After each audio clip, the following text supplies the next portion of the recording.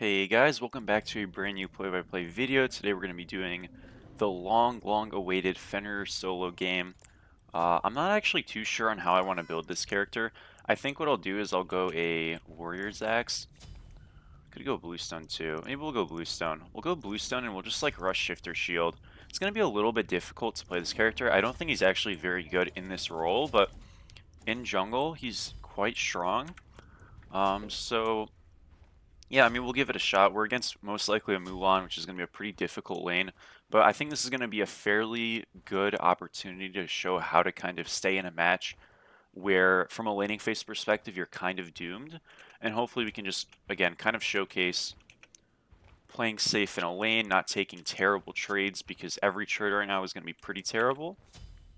And ultimately just scaling and reaching a late game that we feel more comfortable in, because we do pretty good into their team as a whole, and that's generally like when Fenrir excels. But in the jungle, his early game is usually good, but yeah, in solo, not so great. So definitely do recommend playing this character in jungle as opposed to solo. Could do very good into some mage matchups. Say you're against like a Morgan Le Fay or something. Yeah, Fenrir solo I guess could work.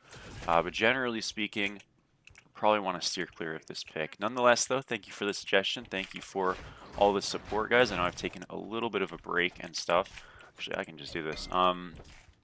But it's been good recording and all that, and I'm going to continue to. I also have a horror channel that I'll be posting a link to soon once I have my first video out, so I hope you guys stick around for that, and I'm really excited for it. So we'll get a jump, though, take some damage back, brutalize him now, and it ends up being a lot for both of us, which is okay, because I do pop my shard and I have my ability first. Now, we both don't have range, really, but my jump is more range than his, so I take a trade like that, I'm kind of okay with it. Obviously, it gets a little bit scary when he has that thing called a pull-up. So we went for a jump, was not going to work there, sadly. But we do force his abilities out, and we can kind of just do this totem. And ultimately, look, we take a little bit of damage, we do a little bit of damage. We have to back up here a bit, which is fine. We just avoid that. Now we hit level 3. Cancel out his 1 right there. We just kind of auto him down. Use our own 3. He is dead. So it just takes a little bit of finesse, right? We kind of bait him forward to make sure he misses his pluck. We got the totem, increased damage. Kind of just auto him down. You know, Fenrir's got great damage potential. Obviously, we have great potential to just get destroyed, too, from a fight. We see right on right, so we're okay to play semi-aggressive here. And we just want to kind of utilize our lifesteal a little bit from our 2, kind of play safe. There's always a question, what do you max first on this character? In the past, for Fenrir solo, is actually maxing the 2. I don't think that's bad to do. So we're going to kind of alternate between leveling abilities, really. All of them are pretty useful, so I don't think it's bad to actually just level kind of everything a bit. You don't necessarily want to level the jump just because that is your jump. But you don't always want to level the brutalize, like especially into a Mulan, because of course she's got the pull. So generally speaking, like you can just max the 2. It's not as good as it used to be, obviously. It used to be very strong. But it's still pretty good. It's still power. It's still a little bit of attack speed and life steal. So definitely not the worst thing to just max. But yeah, you can kind of do anything. Or a little bit of everything, which I tend to prefer. And yeah, we'll just kind of continue to just like stay out of range. I don't want to really jump in, because if I jump on that back rank, like I'm just going to get poked a lot. So if I can just slow clear with control, which I'm doing right now, I mean, that's a pretty happy look for me. Obviously, Silver Camp is up, but his blue is also coming up, and I want to contest that. He's going to look for a pull, that's fine. We just jump his 2, get a little bit more poke on him, and I'm going to walk towards this blue. Now, in this spot, I want to get the blue if I can. If I can't, though, genuinely no problem. Notice our Nemesis is coming. I'm going to try to get some of these minis first. And now we'll just jump on her, auto her down, we're going to ult, and this Nem just gets a free kill. So it was all just a bait for the play here. If we don't get the blue, it really doesn't matter. Remember, Mulan also has already TP'd, so we are like totally fine to just like get aggressive here, do this camp. I can reset now, TP back, go push the wave, go get silver, go get my blue after in that order. But you know, because we had that level 5 advantage, he's not level 5. I mean, let's just look for the aggressive play. I don't care about actually getting the blue there. I just want to win the fight, or at the very least force a rotation and make their jungler waste a lot of time, make their solo also waste a lot of time. We're going to just do these neutrals here, freeze this wave because our wave is losing, go get this silver, and then try to do totem, and then try to do blue, of course. Been leveling our 2 a lot, which means obviously when it's up, we're super strong. When it's not up, maybe not that strong. Just get the brutalize off on him. I can pop my shard here. Obviously, though, I do have a build advantage right now, which is going to be pretty helpful. We can just kind of run away. I'm totally fine here. I'm going to take some damage, but we'll be okay. Surprised he stuck to that, because that wasn't going to work. The point there that I was trying to showcase, though, was that, like, you know, we're going to fight really hard and stuff, but it shouldn't end up being a huge deal, because I can just kind of heal. He can, too. I'm actually going to kind of freeze here a little bit. We want to just run to this camp first, clear it out really quickly. And yeah, we're just going to kind of make him lose this wave, because he doesn't have TP and stuff. Whenever his wave is winning and I don't have other things to do, I lost literally 0 minions for that. I want to just like find opportunities to hold, because basically my wave is going to be dying and his wave won't be. And this is another spot where right now I just want to kind of freeze. I know totem's coming up, but if I can just get him to walk up to this area, I'm ahead, mind you. So like, this is obviously very bad if he has to walk up this close to me, right? And he'll get these minions, but will he get the next ones? The answer is going to be probably not. And that's really what I'm trying to do. I'm trying to either bait him into a bad spot or just straight up make him lose minions. So we kind of baited him into a semi-bad spot, obviously. And look how much damage we just get to do for free. Now we ult him, drag him back, and he is always just dead here.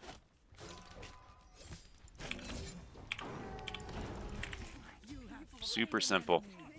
So similarly to what we do on Mulan, like when you get ahead on this character, you do just straight up have kill potential with how much chase down you have. So you just want to kind of utilize that. And as long as you are, you should be all set. By the way, guys, I feel like my commentary is a little bit weird. I haven't recorded a video since like Thursday, because I pre-recorded some, and then I was out of the house, so I'm a little bit off. I apologize for that.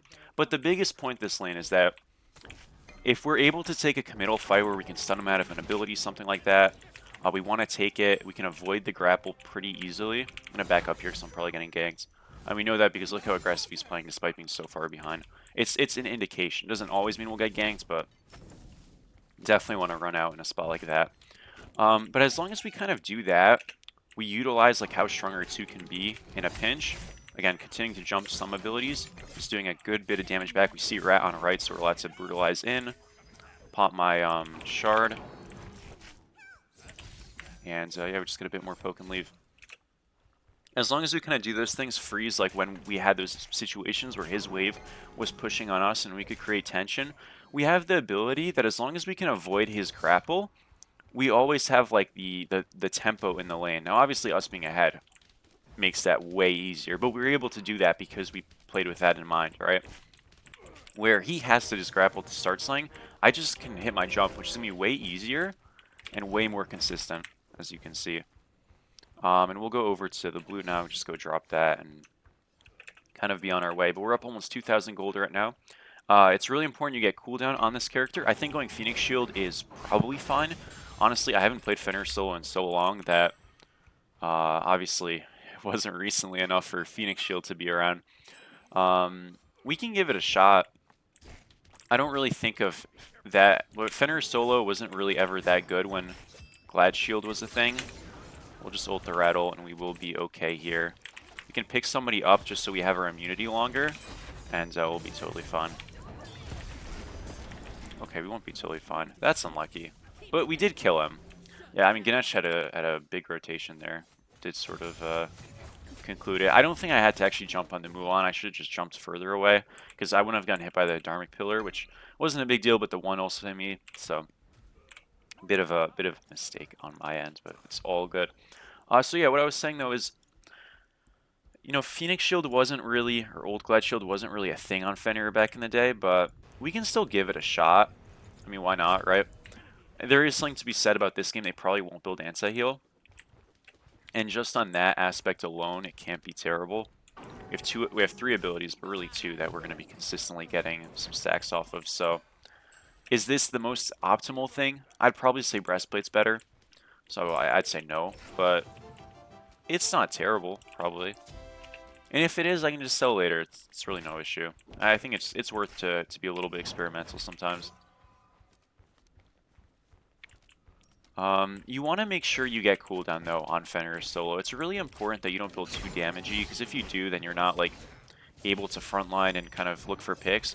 But if you don't build cooldown, you're also not able to like access your utility late game, which is just going to be ulting in somebody. So I'm going to go Pridwin most likely next or after my next item. And that's going to really easily just kind of abridge this cooldown issue, and it won't be an issue anymore. Quite frankly. Ults him here, he forces ult, that's alright. Almost. Nem's also coming though, so almost is about to change. Oh, he missed. Oh no. Get out. That was spooky. It happens. We'll go do our... Oh, we are screwed. No, we're fine. So, okay, it's fine. We lived, so all good. We'll go do our blue now. And I might lose this, honestly. I'm going to drag it into tower. I hope I don't. I just don't really have mana. Yeah, and that's the thing. Like, there's not really any MP5 I got Bluestone. That's not enough. So, as you can see, kind of a sad moment for us. Where if we had Breastplate, it doesn't occur. So, just something to keep in mind. I'm kind of already regretting not going Breastplate, but we'll go into an Archers right here, and then we'll go into a Pridwin next. I can go Beads or Blink on this character. I like the idea of going Blink just because, obviously, I'm kind of a dive character. But into Ganesha, into Mulan, into Uller, like, they do have enough CC to warrant a Beads pickup. So if you want to go Beads on Fenrir solo, by all means, it's totally fine. I'm going to argue that if I go Blink, I'm going to have more engage tools, obviously, but with how much defense I'm building, I don't really like care how much I cast late game, as long as I'm alive and tanky, which I will be. It doesn't really matter, because if Ganesha's like silencing me, which very well may happen, I think other people on my team are going to be able to feast, and I love to be able to just kill people on the back line and, you know, brute force it with the beads and just beads past all the CC. But if I'm getting like committed on, especially after I like blink in or something, my other teammates are going to be able to cast really easily because nobody's going to be on them. And I promise you I'll be able to live. I'm tanky enough. So, yeah, I'm not really... It's a different kind of approach where it's like I'm just going to soak more aggro and do less damage rather than do more damage and soak less aggro, but I'm okay with it.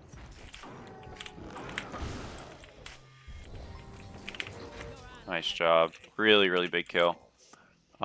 Just found an opportunity with a guy who was pretty well farmed on their team, and Chang'e was around, made it quick work.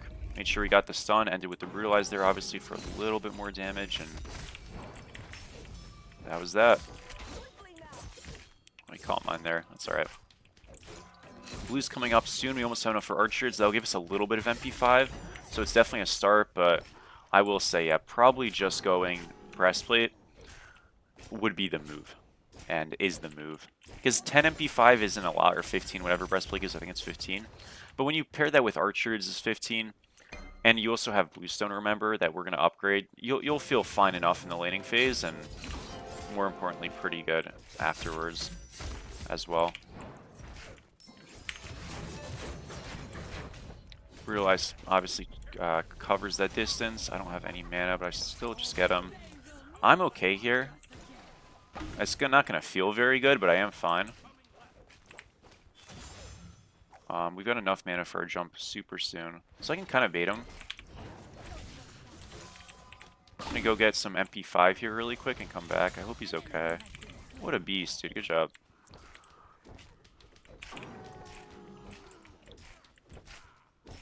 I guess I should have just stuck with autoing him. I didn't realize he was going to do that much damage and like fight that hard. He probably should have just like chilled. But, I mean, the kill is great. Just a little risky, but, I mean, if you trust yourself, you do, right? It paid off. By the way, guys, so Troll Tuesdays is a lock. Like, that's going to be happening. No problem, right? But I think on Wednesday I'm going to post, like, a competitive game again, because people did enjoy that. So, yeah, just wanted to give you guys a heads up. So it won't be, like, a traditional comms game. It'll be a comms game, like, of me playing a comp set with like my teammates, whatever. I'm not. This obviously isn't for like the minor league or something. This is called OSL, which is just like an amateur league thing, because obviously there's no competitive right now, like officially. But it's a good time, and I do a lot of shot calling and stuff, and I think people will enjoy it. I'm getting a phone call. Let's silence that. I'll pick up later. I'm kind of look for just like a jump in right now.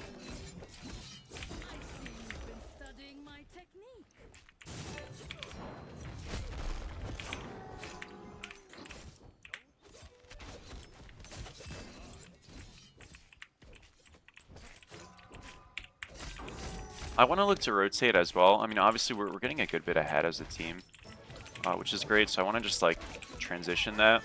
A lot of that's, I think, been facilitated by us fighting over here. We're up 3K on our own, so we're half the lead.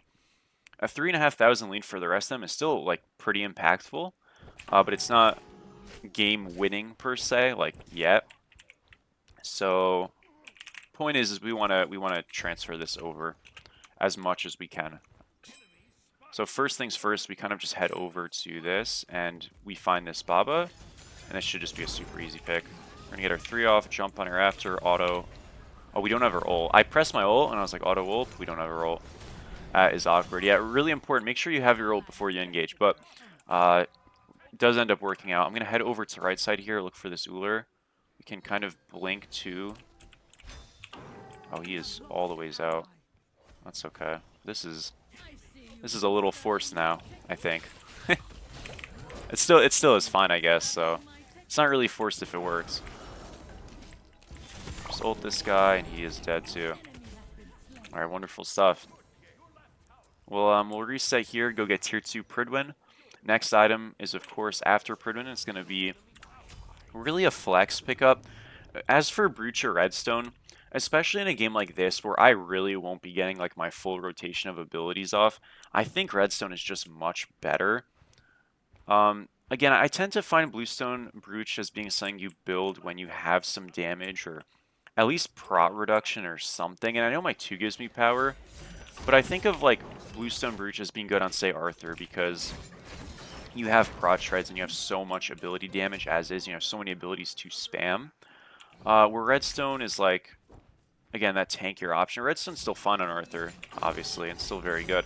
But it's like it's much more competitive in that aspect. Where on these other picks, like, I mean, my Brutalize and stuff will do some damage, but it's going to be canceled a lot, which I'll still get the procs off from Brooch, but I just think that extra tankiness, especially when I've kind of like illustrated that my point of these fights are to be more of a decoy, and if I get kills, great, is probably just the move. So I'm going to go Redstone for sure. Our last item, though, I'm really unsure of what I can actually, or what I should actually build. Does Dawnbringer work on this god? I don't know how that works with Fen, like Dawnbringer and like, do I get prots in my, I know I get prots in my ult, but does that happen, like, during, or is it after? It might be after. That'd be pretty bad if it's after. I think it's after. We could try it for fun. I'm a big Dawnbringer believer, so he's totally fine here. I can't really kill him. I could make it. Actually, maybe I could. I do decent damage, so I mean, Nem's coming as well. Yeah, he's just dead. I take literally nothing. So one thing there that's really, really important that we did is that when someone's casting an ability, you can like ult them and they can't actually react. So Mulan in that instance, when she's using her 1, she can't cancel that ever.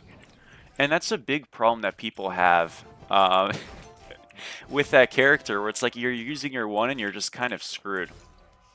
So we looked to ult her when she was 1ing, and she's just completely stuck. She can't cancel her 1 to ult. She can't cancel her 1 to do anything. She has to finish that animation.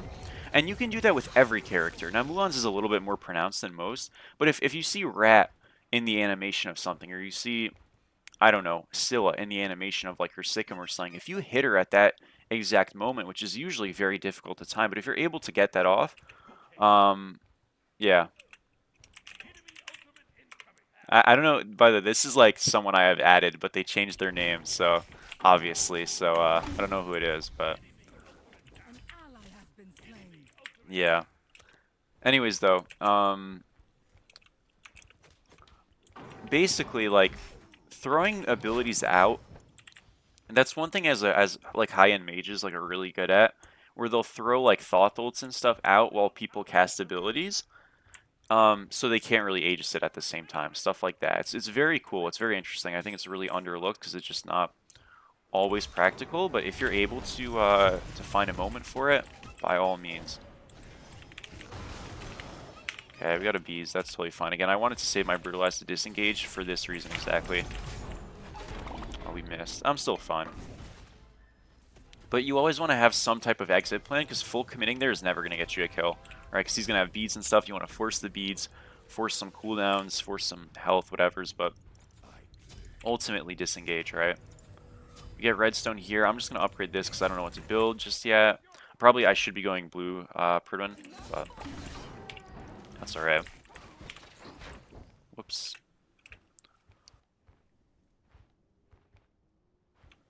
And yeah, so we kind of like can go really anything here.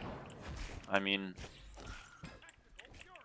going a spirit robe is like always solid. It just shared prots and cooldown, and obviously it's good for the high CC we're against. Going binding, same idea, shared prots, health, and that item really solid.